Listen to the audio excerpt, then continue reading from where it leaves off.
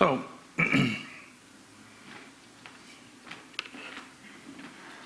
Yeah, because I can't, I'm glad you didn't fold them because they. what a mess. Thanks. What a mess.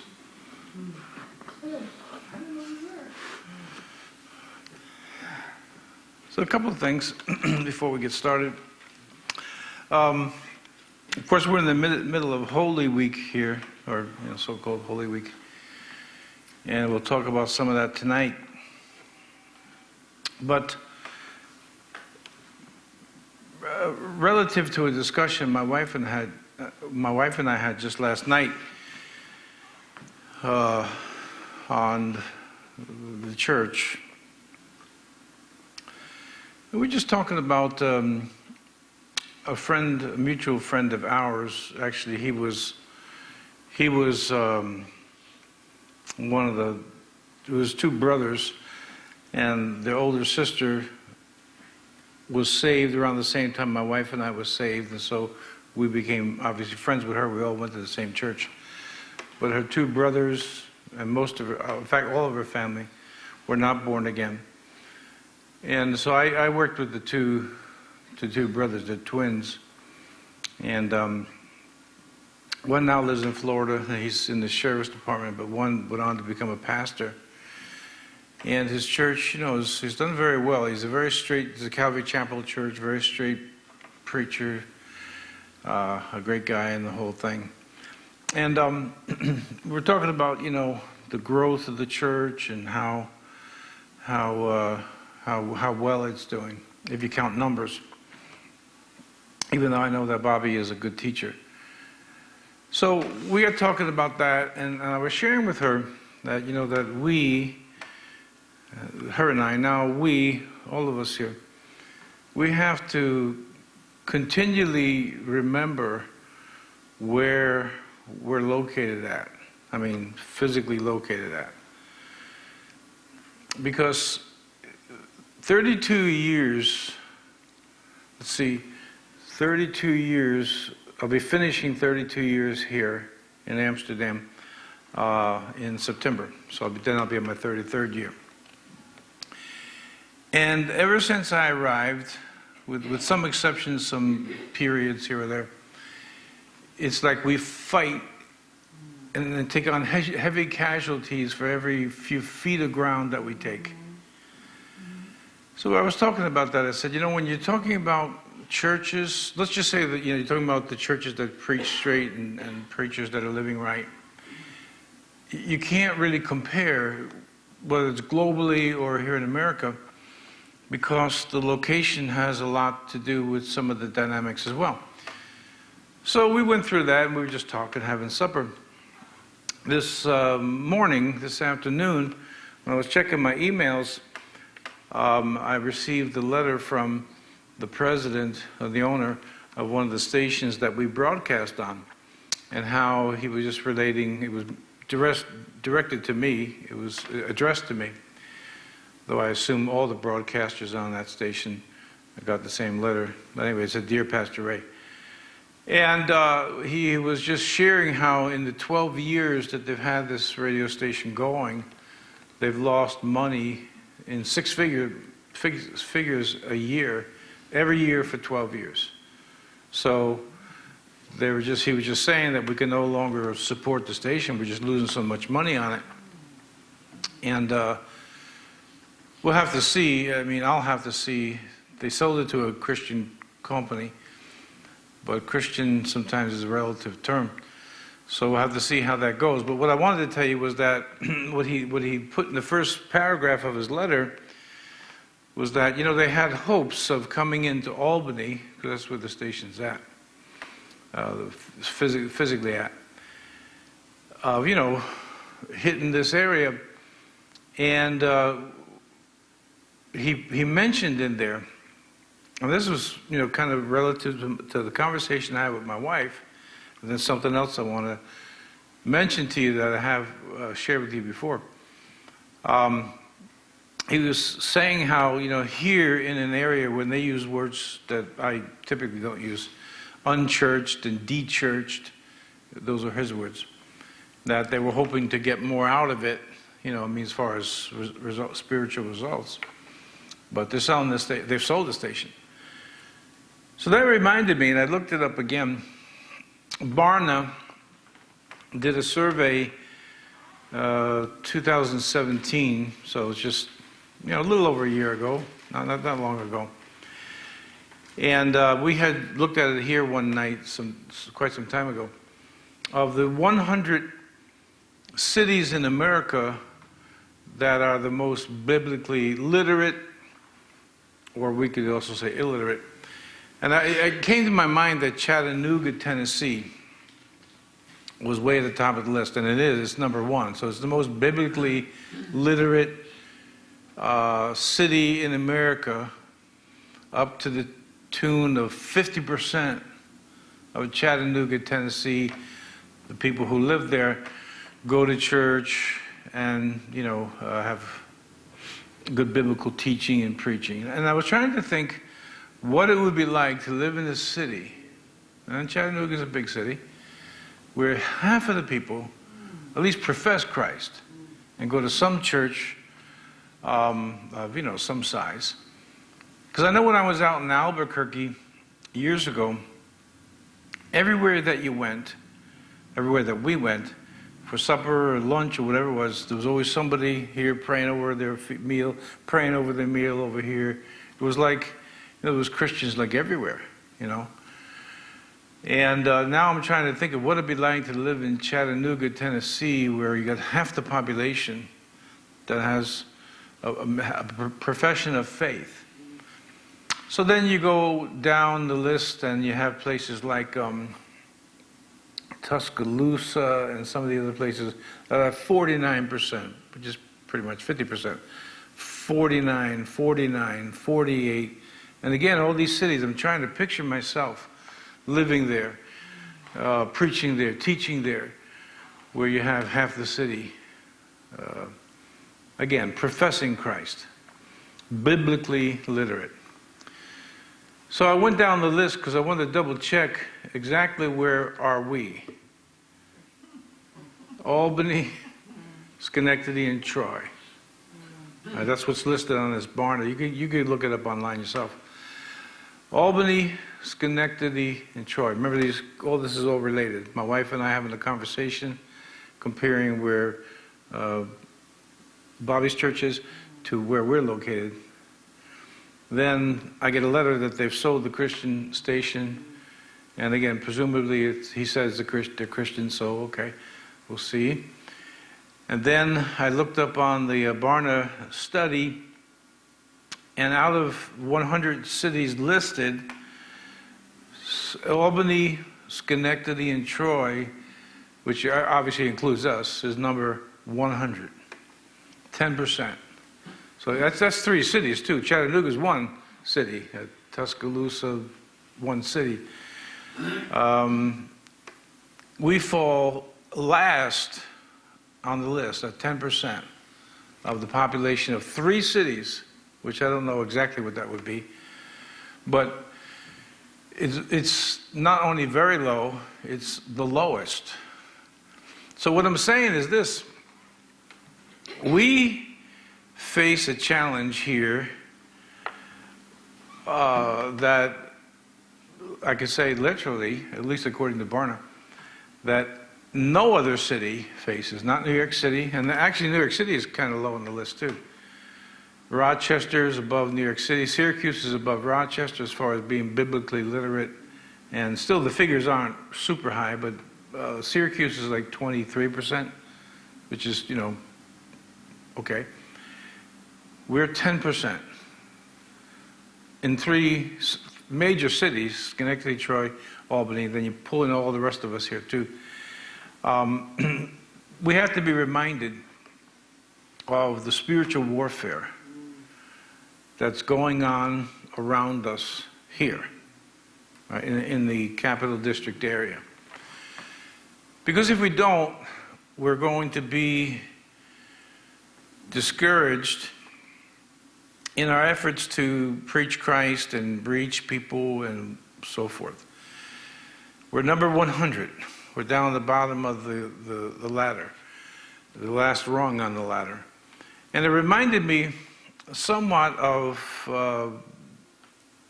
the Church of Philadelphia, where you have Jesus saying to the Church of Philadelphia, I know that thou hast a little strength. And we went through this on Sunday. I think I had asked the question, of how many people are stressed and stretched and harassed. I mean, okay, that describes the whole world, I know. But it would be a bit easier if half the city was at least professing Christ. We don't have that. We don't have that. The other thing I was thinking of was the Alamo.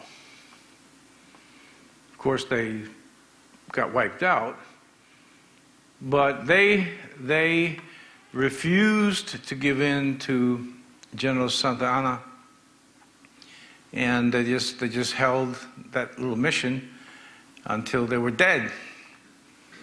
So we have to be reminded, and I told you that I'm here in this city because I have always felt called. Am I always happy about that? I kind of could say that I am, because I feel like believe I'm doing God's will.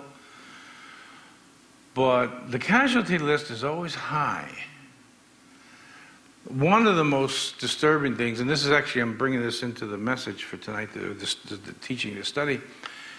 The casualty list is often very high. Now, when people defect from the faith, really defect from the faith, that's sad enough. But what I find particularly irritating is people who they're just unstable. I was telling the choir when we were practicing and rehearsing Monday night, how often have I had people come to me right here and tell me after a message, or even what they've heard on the radio, you're the best pastor I've ever heard, and never come back again. Never. So it's like, what's that all about? I don't need to hear that. I wasn't asking for that. And why do you offer it and never come back? And it's happened to me. It's not that one time. It's happened to me a lot. So, my friend Bobby just baptized 63 people, which is great.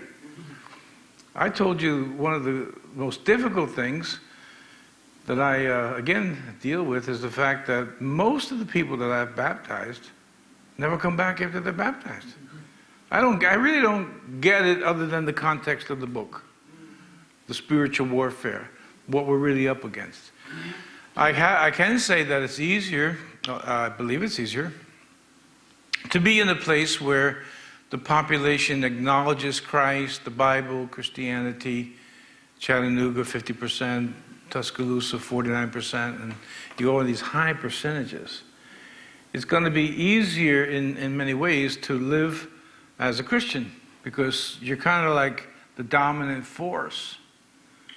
So for those of us here at the Alamo, Davy Crockett, Jim Bowie, this isn't Chattanooga.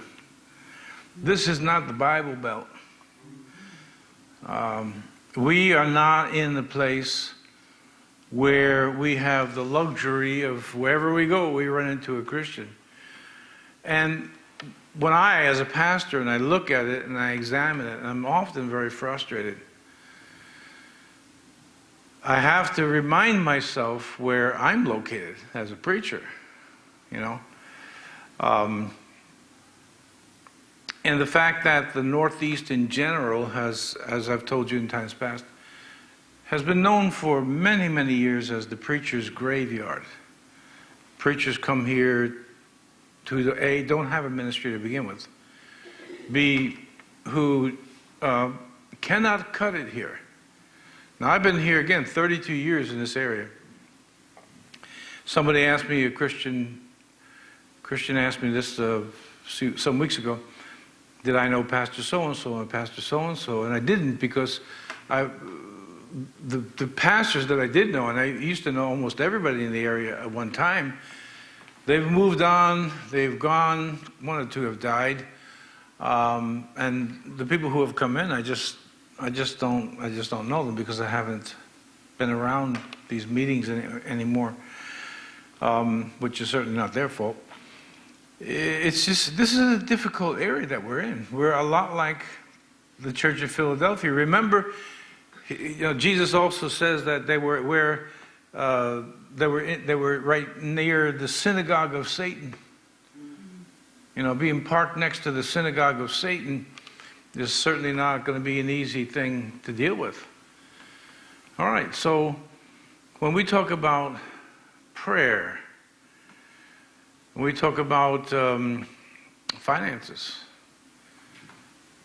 when we talk about serving the Lord, there's a barrier. There's a barrier for Christians in this area because the spiritual warfare is much heavier. Again, the casualty list is much heavier. Now, what I mean by casualty list is I mean people who are still saying, "Oh yeah, I'm a Christian," and we may get to this part of the text tonight, or not. But if we're going to be in Matthew, where Peter swore he would never deny Christ, and only hours later he was saying, "I do not know him." Well, this is where we're at. This is where we're at here. It's going to be a lot easier. Let me say it again. If you decide after what you've heard tonight, boom, you're moving to Chattanooga. Well, okay. That'll be pretty. You know what stolen valor is, right? Senator Richard Blumenthal, who got numerous deferments from going to Vietnam. I'm saying 5? Yeah. And then he finally joined the Marine Corps Reserves and still got deferments in Vietnam. And then goes on to brag about how difficult it was in Vietnam and his service in Vietnam. And this is just not only, especially for those who did give their lives and died, for those who served in difficult areas like Vietnam. And you hear somebody talking about they were there and how difficult it was, and then it caught me in a lie. And I've talked to Vietnam vets. And why would somebody want to do that when the man was getting constant deferments? In other words, look, he's a coward who didn't want to be in the heat of battle, but wants the honor. And what we have here, right? This is specific to us, to our church here, where we're located. We cannot have stolen valor to claim, we're this and we're that for Christ, and we're this and we're that for Christ, without realizing that we're taking on heavy casualties. This is similar to the Alamo. There were some survivors in the Alamo, but they were mainly non-combatants. We're going to take on casualties until the point where it comes when we're at 50% of Troy, Schenectady, Albany, and all the suburbs such as Amsterdam.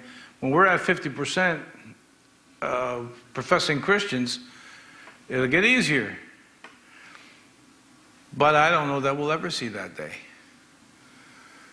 There was another man talking about stolen valor.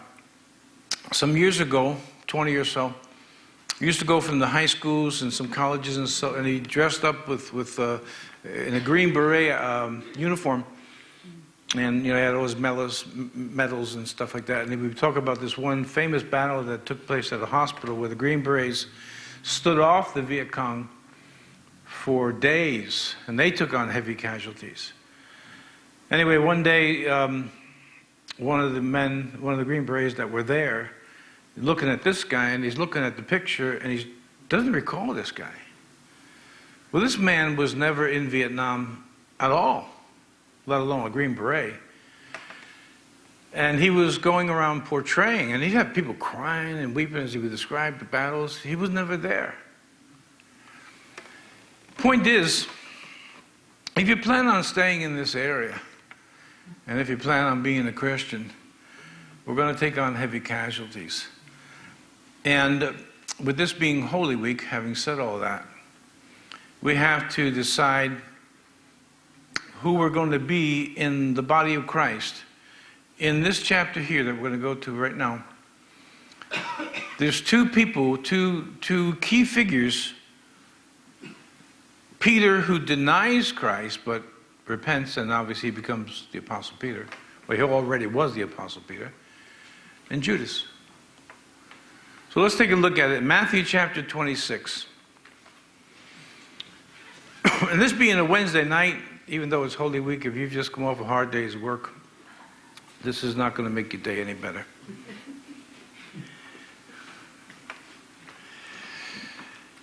All right, verse 1. And it came to pass, Matthew 26, and it came to pass when Jesus had finished all these sayings, he said unto his disciples, You know that after 2 days is the feast of the Passover, and the Son of Man is betrayed to be crucified.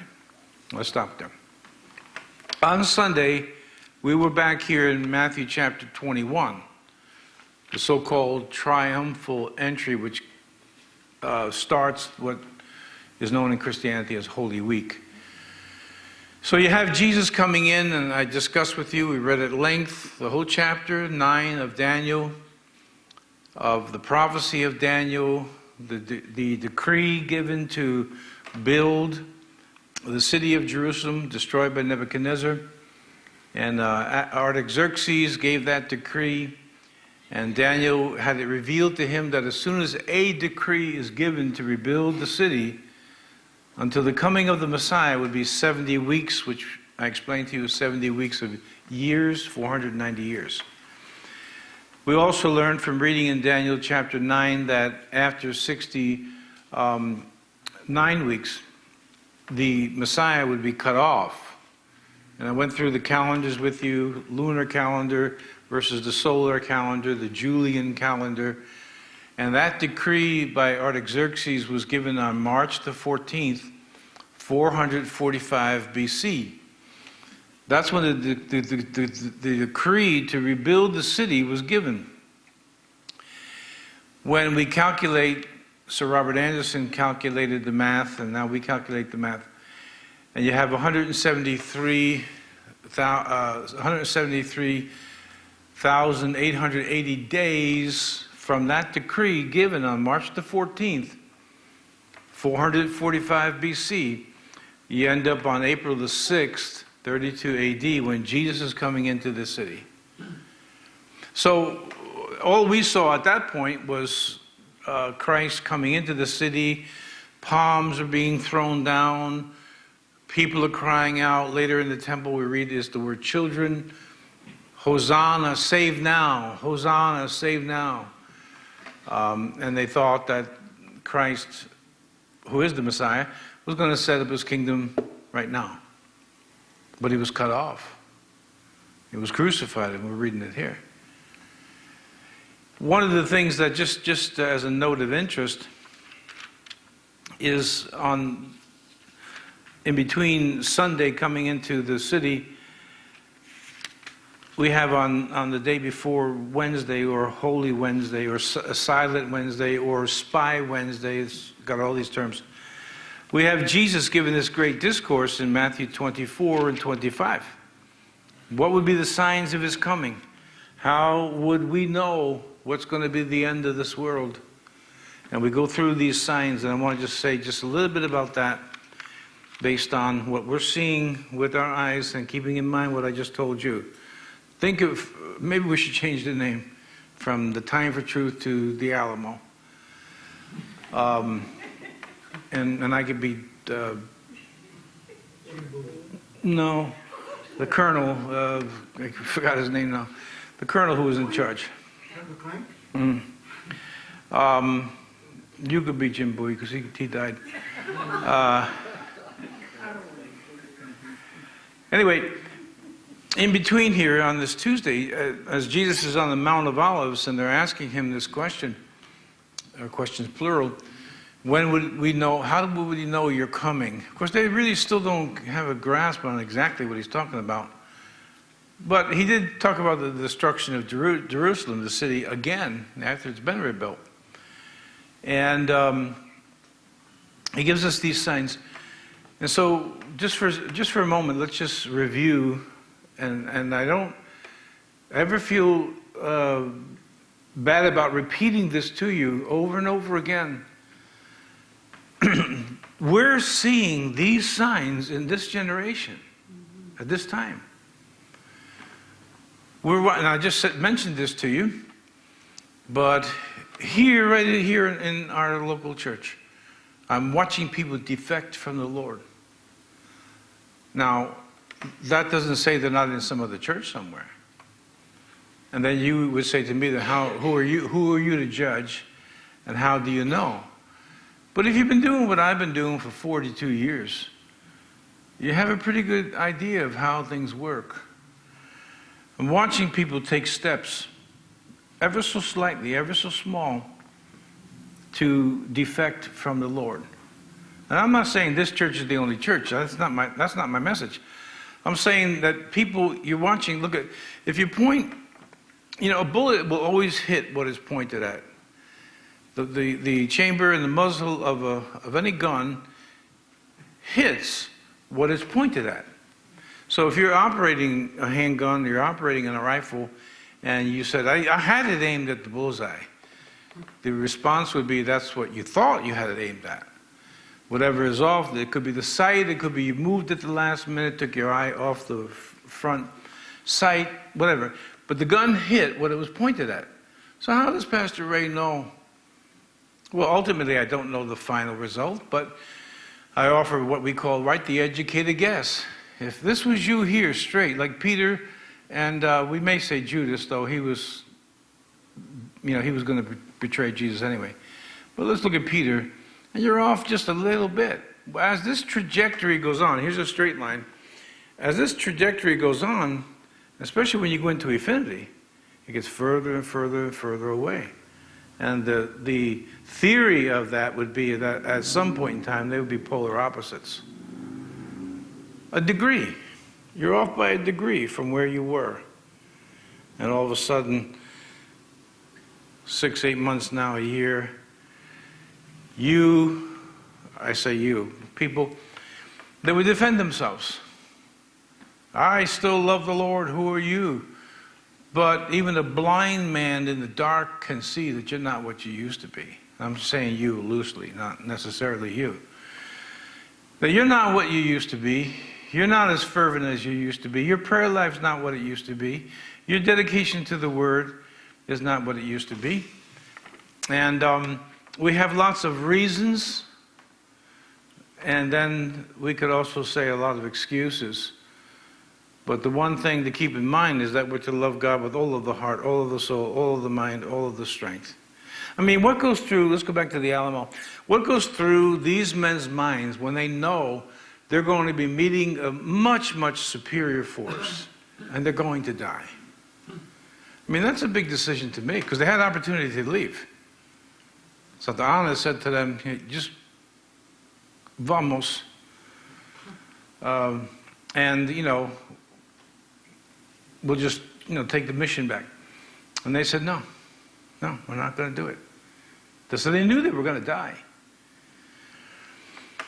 For us in this present evil world, if God doesn't give America a third great awakening,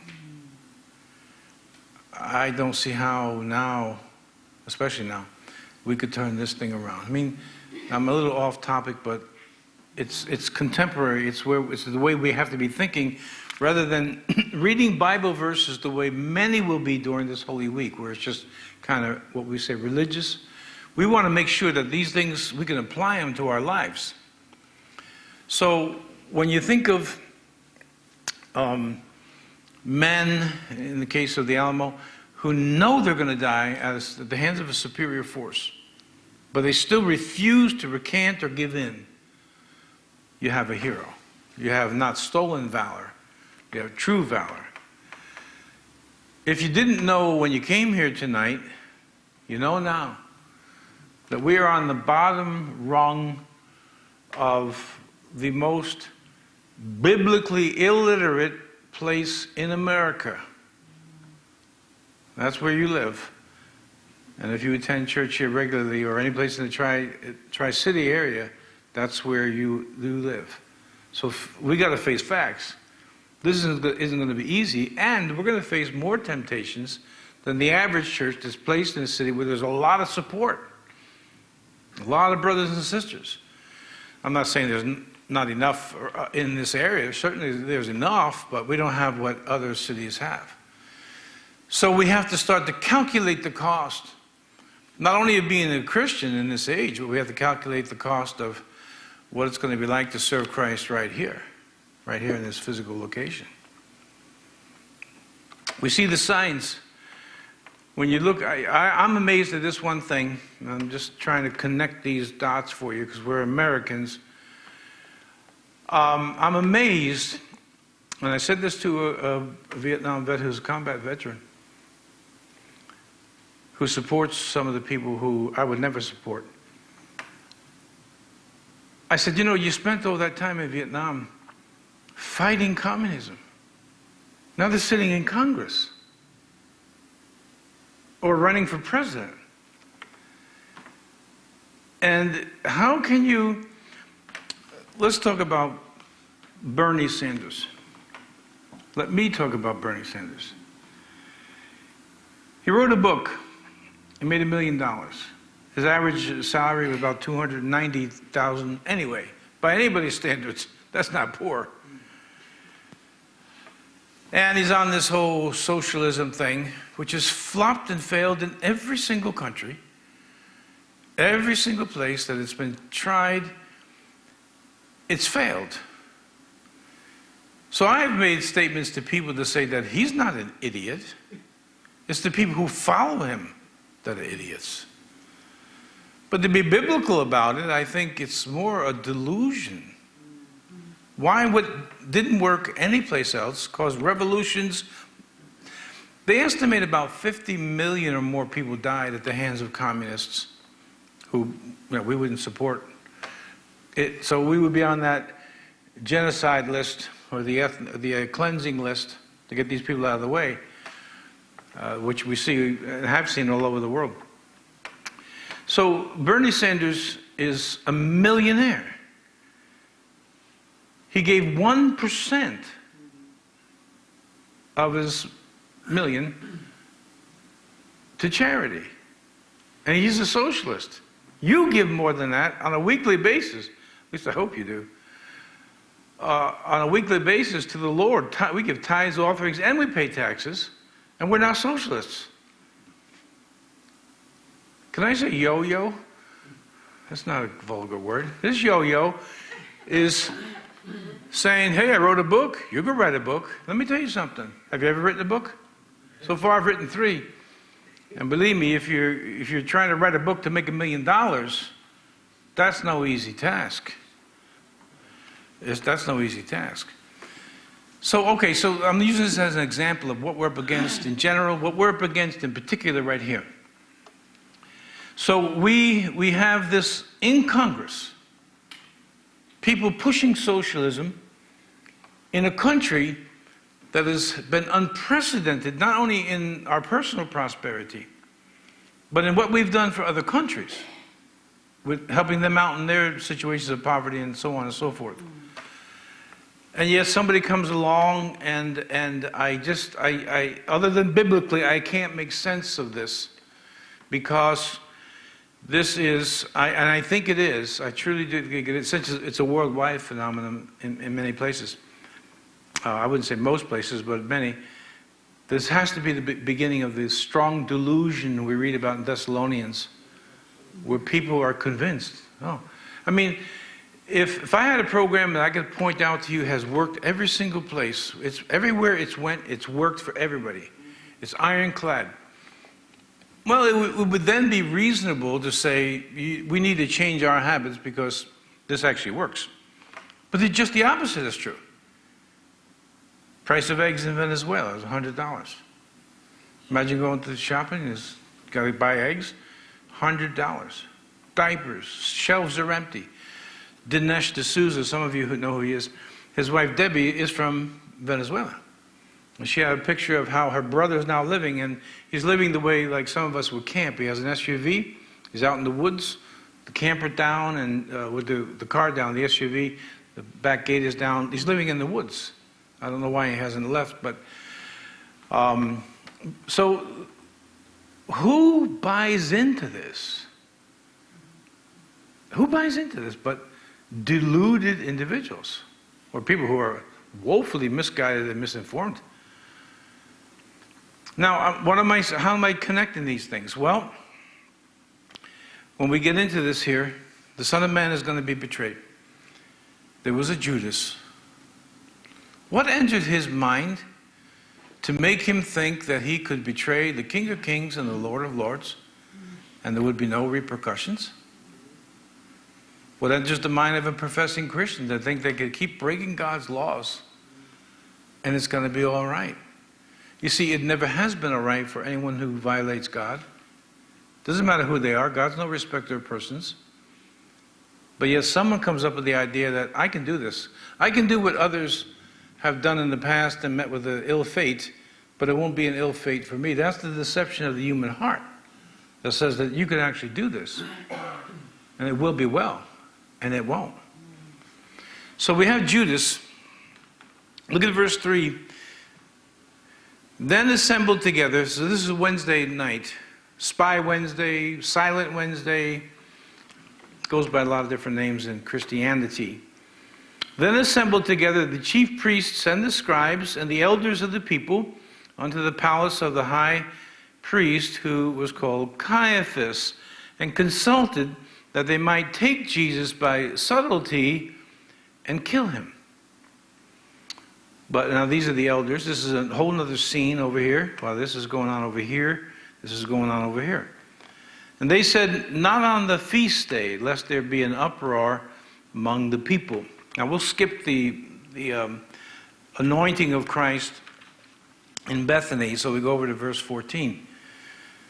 But in that, if you haven't read it, you read it later, you'll see that it says the apostles were saying, why is this waste? But in the Synoptic Gospels, Matthew, Mark, and Luke, we have another verse inserted that shows that it wasn't all the apostles, it was Judas, because he was always pilfering. He was always stealing from the money bag that they kept.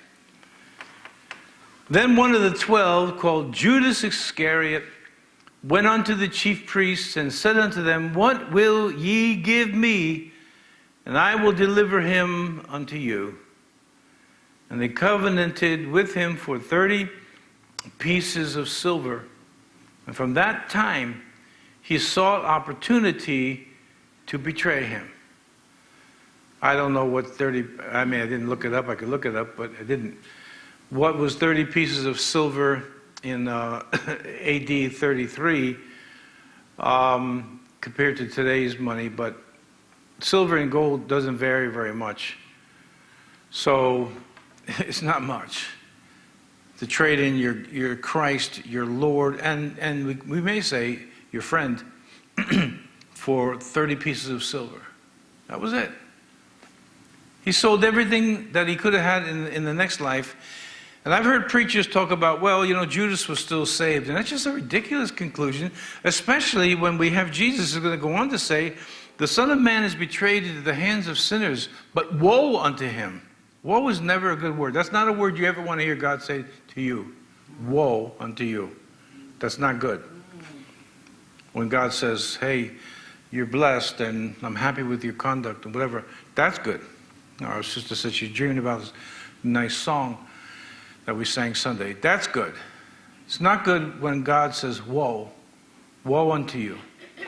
So we have Judas is meeting with these, the high priest and the Sanhedrin over here. Jesus is talking to the apostles about the fact that he's going to be betrayed and he's going to be crucified. Now keep in mind, and we'll talk about this Friday night, on Good Friday. Keep in mind that crucifixion was an exceptionally horrible, I'm talking about historically, crucifixion was an exceptionally horrible way to die, only reserved for the worst of criminals. But we'll get to that Friday. And Jesus says, I'm going to be betrayed and I'm going to be crucified. I mean, I would anticipate what your answer is, but let me just state it rhetorically. Would you want to be the one who goes down in history as the one that betrayed Christ? Well, there's only one Judas. But based on what I said earlier with my introductions, there's other ways of betraying Christ. Now, I say this almost ad infinitum, but there is no doubt that we are in the midst of the great falling away from the faith, the apostasy. I've also told you that the word apostasy can also be related to the word divorce. Who has truly known the Lord? Who would like to serve the Lord with divorce papers? After all that we've learned and seen and known all these years, at least some of us have been around for a number of years. Who would want to serve Jesus with divorce papers? So I don't want you anymore.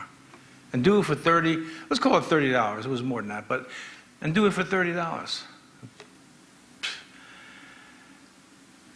So, you know, when I've studied the Bible all these years, I have never taken much of an interest in some of the, and they're valid studies of, you know, history and all of that. I mean, I do study history.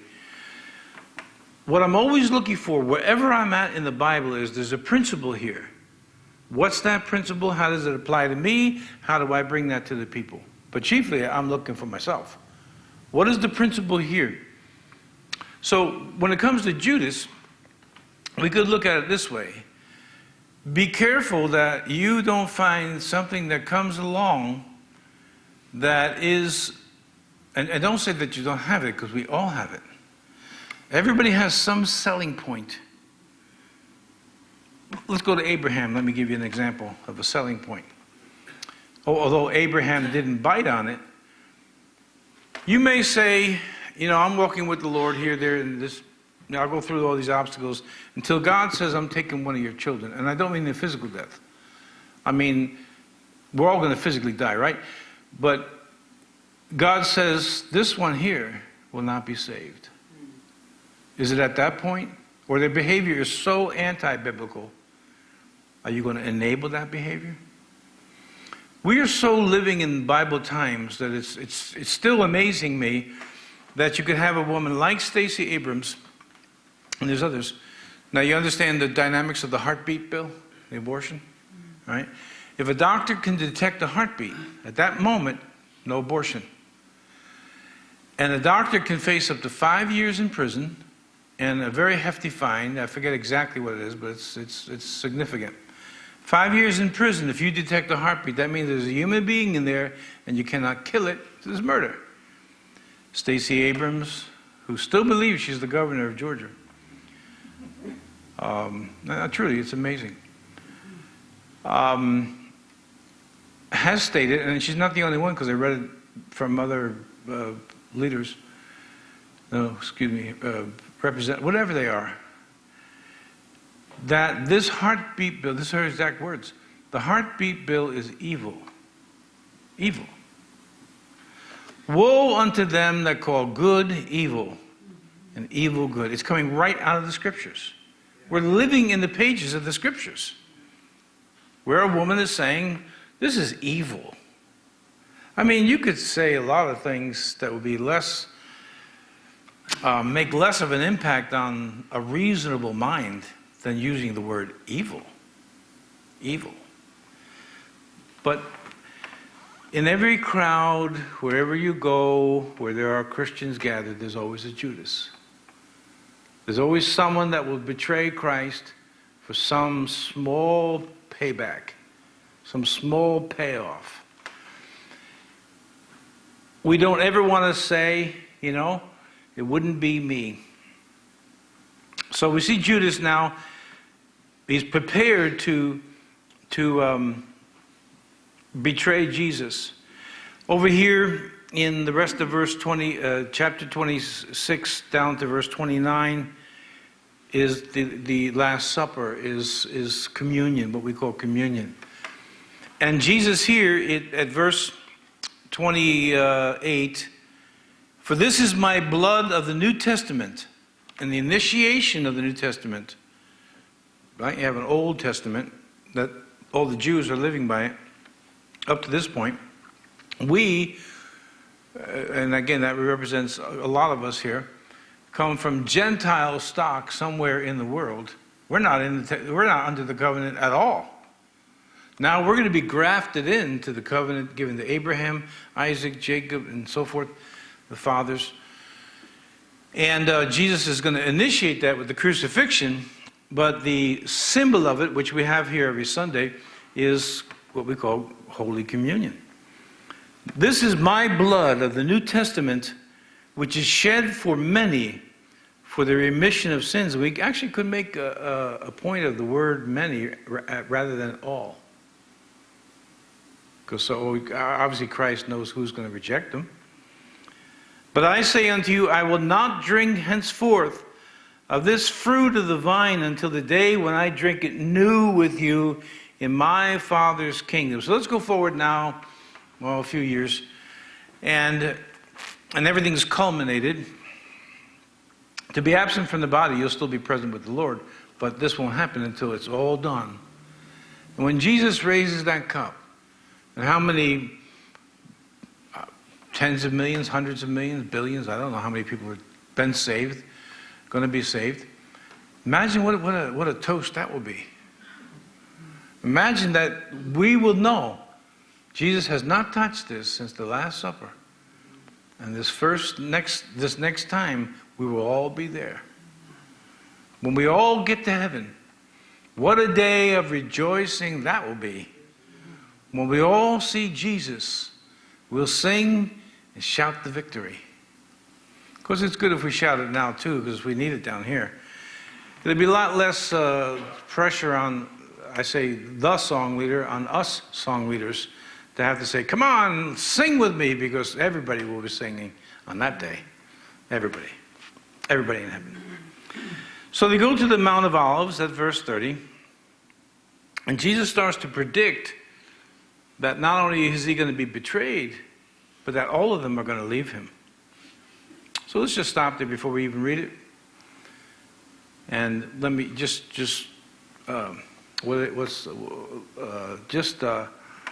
humor me. Is it easier to serve Jesus when it's all going well? Or is it easier to serve Jesus when everything's against you? Is it easier to serve Jesus when you're actually in Germany as a medic, or you're really a Green Beret standing in front of a hospital where most all of you are going to die? Is it easier to serve Jesus when you're, you're in some station somewhere doing something, or you're on the walls of the Alamo, the mission? Well, a reasonable mind doesn't have much to say about that. We know what's more difficult. It's much more difficult to keep it going and to stay on point and to stay with Christ when you're really, really up against it. So why I'm making this, you see, those that are watching our live stream, many of them live in a different area. Not the same as where we're at right here. This is the Alamo. We're making a stand and digging in our heels. The devil is not going to say, well, they took a stand and dug in their heels, let's go someplace else. You know what he's going to do? It has infuriated him. So now he's going to bring more forces. And this is where we find out, this is where we find out the difference between the boys and the girls, but even that's getting more difficult in this society. I saw somebody posted something here, I don't know what it was definitely a gay thing, but you remember Tarzan had the one little string going, and and this guy is very, very slender, and everybody's like, what is this? And it just reminded me of Tarzan in puberty. I mean, it was like disgusting. Truly disgusting. And it's like, honestly, sometimes it is comedic if it wasn't so serious, what people are doing. But anyway, it's during these times of pressure. It's during these times when the devil will use anybody. Your son, I forgot to tell you about Abraham. He was asked to kill his son. At that point, this is where people, whoa, and forget the human sacrifice part of it. They just think about the fact that the promise he had waited so long for is now God saying, give it back. I want it back. But even then, Abraham's heart was resolute, figuring God's going to have to raise him up because he's got a promise and he can't be in contradiction with himself. And he did it. I mean, in his heart, he did it. That's not easy. When you go further and further with the Lord, there comes a point. It's not when you're newly born again, as God is growing you and maturing you. It's as you go along and you're growing in responsibilities in the Lord, and you're growing in your service to the King and so forth, that the tests get more difficult. And God requires this, and that's when we find out. Are we going to stay on the mark because my own children aren't serving the Lord, or grandchildren, or my wife's gone off the rails, or my husband's gone off the rails? That we're going to stay true to the Lord no matter what the cost. Because that's what it's always been all about. And even more so in the times in which we live. And by the way, this is not a time to be silent. This is not a time to shrug your shoulders and say, things happen. This is a time for us to open our mouths. You don't have to be rude, and I'm not advocating arrogance. I'm just saying I don't have any problem opening my mouth. Can't say this here, but I said to somebody just recently, we need to get rid of so-and-so. And this guy looked at me and said, what'd you say? I looked him square in his eyes. I said, we need to get rid of so-and-so. Like, this old codger supposed to intimidate me or something? You talking to me? If you have a problem here, and I'll say it 4 more times. And I'm not telling you to be me, but I wasn't even talking to him. I was talking to somebody else. What'd you say? So I repeated it for him because I meant what I said. By the way, I wasn't talking about assassination. I was just talking about voting somebody out. People are goofy. They're getting really crazy, butting into somebody else's conversation. If you don't like my shirt or whatever, that's not my problem. But if you're going to open your mouth, I got something to say to you too. Okay. So we have to decide now. Now, again, don't be too quick. The way to pray is, God, never let me be a Judas. Never let me sell my soul for 30 pieces of silver. For what? For what? What do you gain? Like Peter said to Jesus in John 6, where can we go? You got the words of eternal life, so God kind of makes it easy, I think, for us to stay, faithful to Him. But Judas didn't think so. He was always stealing the money. Obviously had a guilty conscience. And by the way, as you know the end of the story, his conscience got even worse once he betrayed him. I've betrayed the innocent blood. And what did the Sanhedrin say to him? Oh, we feel, let's talk this out. You know what they said? They said, we don't care. That's not our business. And what did Judas do? Now, it says he went out and hung himself. In the book of Acts, it says his bowels gushed out. So more than likely what he did is he impaled himself on a very sharp stick, so that he did hang himself, but not this way, so that his bowels he committed suicide. He knew that what he had done was terribly, terribly wrong, and prior to that, Jesus said, the Son of Man is betrayed into the hands of sinners, but woe unto him. Is it worth it? For some reason, I don't know why, I was thinking about Robin Williams' this morning. And I was thinking truly how tragic, the end of his life was. To be that, gifted and talented, and, he seemed to me to be a likable guy. And then to see that there's no alternative but to hang yourself on a door by a belt. No, it's just tragic. It's sad. But how much more sad for someone who knows Christ and sells out their relationship, sells out Christ and makes him, as it says in Hebrews 6, and makes him, puts him to another open shame all over again. They look at you, they look at me, and they expect a certain behavior, and then all of a sudden, that behavior is gone. And unfortunately, many people then dismiss following Christ at all because they figure it don't work. It does. Christianity has its flaws. Christ has none.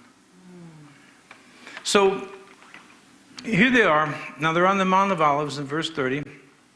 Verse 31, Jesus says unto them, All ye shall be offended because of me this night. For it is written, I will smite the shepherd, and the sheep of the flock shall be scattered abroad. But after I am risen again, I will go before you into Galilee. Peter answered and said unto him, Though all men should be offended because of thee, yet will I never be offended. And that's what I've always cautioned you against. Not only the Judas, which is an extreme type of betrayal, but then there's the Peter betrayal. But Peter's not in touch with reality. Peter's not in touch with his flesh. And I hope that you've grown enough in the Lord to be in touch with how quickly your flesh can get you to go, or how, your sin nature can get you to go into the flesh and acquiesce.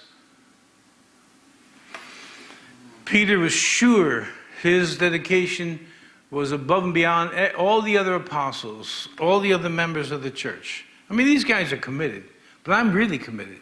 And you just said that everybody here is going to betray you. I am not going to betray you. Verse 34, Verily I say unto thee, that this night, before the cock crow, thou shalt deny me thrice. Peter said unto him, Though I should die with thee, yet will I not deny thee. Likewise said all the disciples. So from this point on, they're all saying, we're not going to deny it. There's just no way. Peter's going further to say, I'm not only not going to deny you, I will die for you. Now, you don't have to say anything, but have you ever prayed that to the Lord? Have you ever said, I'm in it for the long haul. I'm in it all the way. I would be willing to die for you. And that's a good thing, I suppose, but we have to modify it or amend it by saying, I will die with you by your grace, by your strength. Because I'm telling you, it doesn't take much to defect from the Lord. Catch any Christian at an off-guarded moment, and especially throw out the right bait, whatever you would bite on or I would bite on, and there you go, boom. You're telling Jesus, I'm in this all the way, bing, boom. Let's say money is the thing that causes you to worry, and God decides, not the devil, but God decides to cut back on the finances. Right away we make our own plans. We're going to do this, we'll have to do that. Worry starts kicking in and fear, all the things God told us not to do. Because it's a test. Israel is in the wilderness, and they get bread for the day, right? Our Father who art in heaven, hallowed be thy name, thy kingdom come. Give us this day our daily bread. So we're in a position where we're totally out on God, full out on God, depending on Him.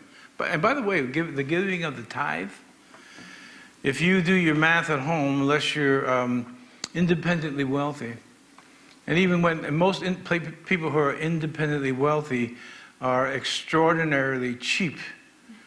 So we'll start with Sanders, and if somebody knows Bernie, or Bernie, if you're watching, stop being a hypocrite and give 70% of your million to me. I don't believe in socialism, but I practice what I preach. He doesn't. None of them do. You don't want to be Judas, obviously, but you got to watch the Peter syndrome. You got to watch the Peter thing. Oh, I'll do this and that. But if you're not in touch with the power of the flesh, this is what happens when you grow in the Spirit. You become more aware of God and His power, but you also become more aware of how weak we really are. And this is it's a good thing, because when you know that you're weak, you're more apt to stick closer to Christ and never contradict Him, as Peter would frequently do. Jesus goes through the Garden of Gethsemane, where we'll probably go through this Friday, but if we don't, where blood vessels, capillaries, underneath the skin, those that are close to the skin, like if you prick yourself with a pin, they're embedded in the skin, they start to break out through the pores, and he's dripping blood. Now there are, you say, well, that's impossible. But there are medical cases where this has transpired. It can be done. That the stress is so much that the capillaries in the skin, underneath the skin, start to break, and you're bleeding. It's extraordinary. It's not obviously normal. How much stress was on Jesus at that moment? Not because he didn't want to go to the cross, I believe, and I always have believed, but because the enemy is putting now so much pressure on him to stop him from going to the cross, which he couldn't do, because he asked for the cup to pass. Verse 47, we'll start finishing up. And while he yet spake, all right, so he's finished praying in the garden. While he yet spake, lo, Judas, one of the 12, came, and with him a great multitude with swords and staves from the chief priests and elders of the people. Now he that betrayed him gave them a sign, saying, whomsoever I shall kiss, that same is he. Hold him fast.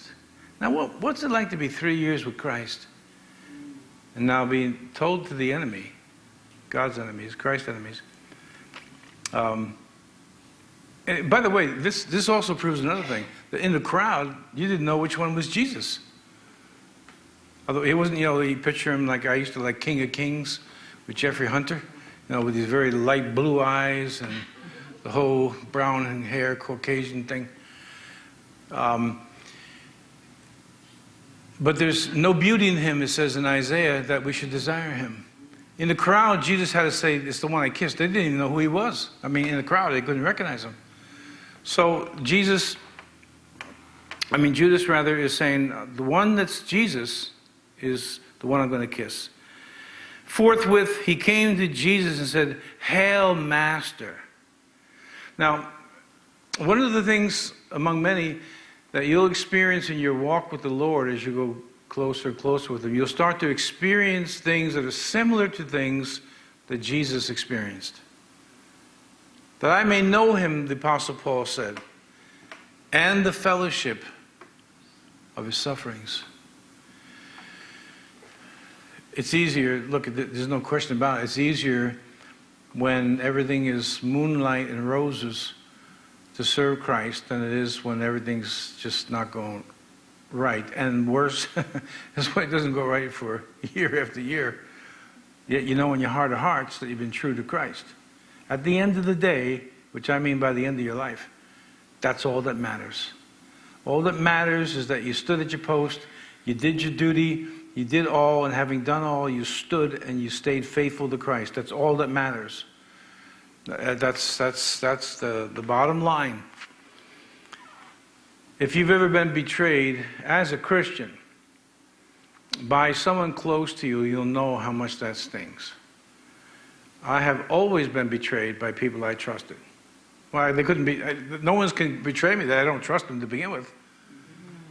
When you throw your trust into somebody and they betray you, that really, really hurts. Really, really, really hurts. For me, it's infuriating because that's not my nature. It's really not. So it's not something I'm prone to do. I'm faithful to my friends, my family, this church, hopefully my God. So I can't relate to it. Snakes. And here he has the audacity to say, Master. Still calling him Master. Hail, Master. And in verse 50, Jesus said unto him, Friend. Now, if this was you, would you be saying friend? I wouldn't. Rat Fink is the first thing that comes to my mind. That's an old oldie but goodie.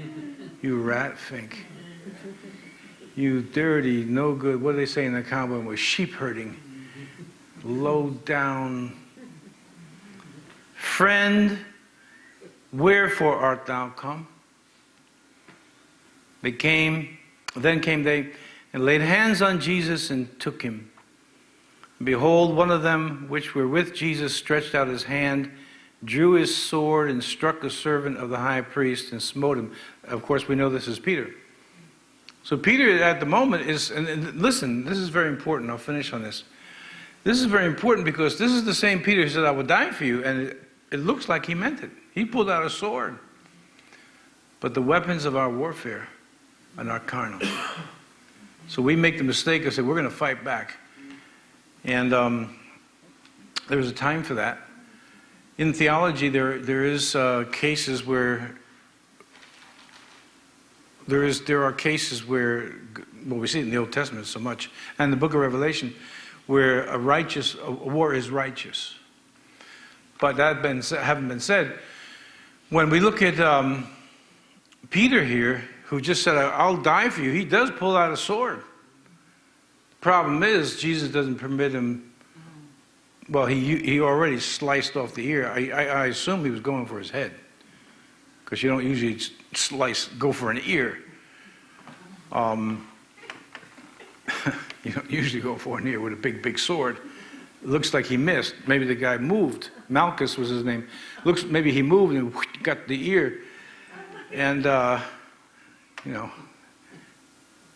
Then Jesus said unto him, Put up again thy sword into his place, for all they that take the sword shall perish with the sword. And you can read on. But Jesus heals this man. Takes his ear and slaps it back on his head. And it's normal again. This is Jesus. Our Jesus. Well, what I wanted to relate to you tonight, using the text that's before us because it's Holy Wednesday, I wanted to relate to you these things. Number one, we live in a particularly difficult area. I don't know the time is coming in our ministry here that we will ever be the flavor of the month. But we're called. We're called here. Number two, in every fellowship, there's always a Judas. There's always someone who will sell Jesus out for that which appeals to him. Judas' weakness was money, covetousness. But then you have a multitude of Peters who in the end they work out, but in between they make a lot of promises that, not that they wouldn't keep them, they just can't keep them because they're not in touch with the power of the flesh. This flesh, if you even for a moment let it off the leash, it can go in all kinds of directions, fall into all types of things. And then what happens next, you'll see Peter, after he denies the Lord, he's weeping and crying. The verse that I wanted to just point out to you is that when Jesus is being led off to the high priest, it's Peter still following, but it says, and Peter followed afar off. This is a picture of the Christian who I may meet. I told you there's so many stories of two guys who stopped coming to church years ago. This is back in Yonkers, in the Bronx, who stopped coming to church. I saw them. They saw me, but they didn't know that I saw them, and they actually hit the floor. Now, we're out in the street. They hit the floor, ducked under a car. Now, I'm the kind of guy that would have went around the car and said, seriously? You're hiding under a car because you don't come to church. I'm not out to get you, to kill you. But I just didn't feel to say anything to them, so I pretended like I didn't see them. They hit the floor. Like when you say, bomb, when they hit the floor. And they did not want to see me. And you know how many times that's happened to me over the years? I'm not God. Girls at the gym one day, and not here, not here, not here, here, not here. And I stopped her and I said, look, I got to ask you a question. Am I your pastor or am I not your pastor? Oh, no, I'm there. I said, okay, I just need to know. Who am I pastoring here? Because with some people you don't know. With you here, I know.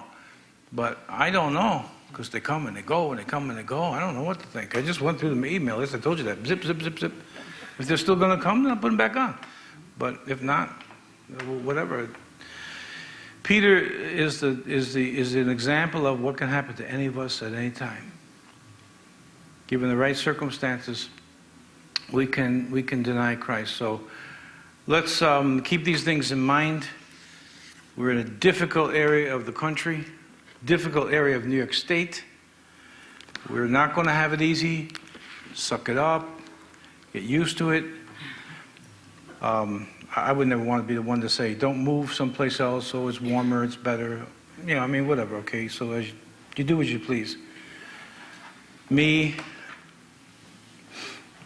I look at things differently. I know this life is going fast and it's going to go faster. I want to be found faithful at the end. I hope that you do too. Father, we just ask you tonight in Jesus' name, not to look at Judas and say, oh, I would never do that. And not to look at Peter and say, oh, I would never do that. Because at any moment, our nature is such, our natural man is such that we could do that. But help us, Lord, here, as I've just announced, the location where we're in. And what Judas did and what Peter did, help us to be faithful. Help us to understand the dynamics of our flesh, the location, other things. And help us to be faithful to the end. When we hear that voice of yours, let it be these words, well done, thou good and faithful servant. Well done. That's what we need to hear. That's what we want to hear. So, with that said, we can't do it on our own. We need your grace. We need your help. Help us, God, to stay faithful to the end.